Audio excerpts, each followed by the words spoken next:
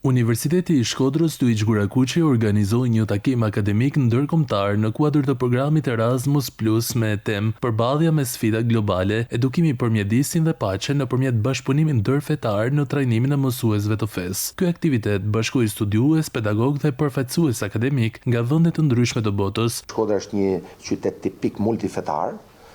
kështu që çështjet që lidhen me ruajtjen e natyrës, pra çështjet që lidhen me trajnimin e mësuesve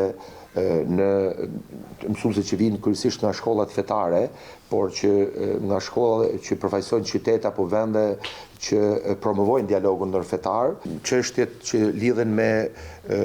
ruajtjen e natyrës dhe të mjedisit janë çështje që i tejkalojnë kufit kombëtar dhe politikat kombëtare, prandaj ky është një prekupacion i përbashkët, po them, universiteteve sot, i pushteteve lokale, i qeverive, sepse siç e dim, është e vështirë ndonjëherë që të gjejmë një ekuilibër të drejtë midis zhvillimit dhe rujtjes së mjedisit. Në panelin e diskutimit në drejtimin e lektorit Ervis Krymbi, u mbajt një ligjëratë me temë Burimet ujore të rajonit të Shkodrës dhe sfidat përballë ndryshimeve klimatike dhe rezervave natyrore. Është një shkëmbim eksperiencë mjaft i rëndësishëm që nuk bën gjë tjetër vetëm se ndihmon gjithnjë më tepër, domethënë që të jepin rekomandimet e duhura që të parandalohen gjithnjë më tepër, domethënë rreziqet natyrore. Takimi u mbështet nga Bashkimi Evropian dhe synon të krijojë ura bashkëpunimi përballë sfidave globale përmes një qasje ndërdisiplinare dhe ndërfetare.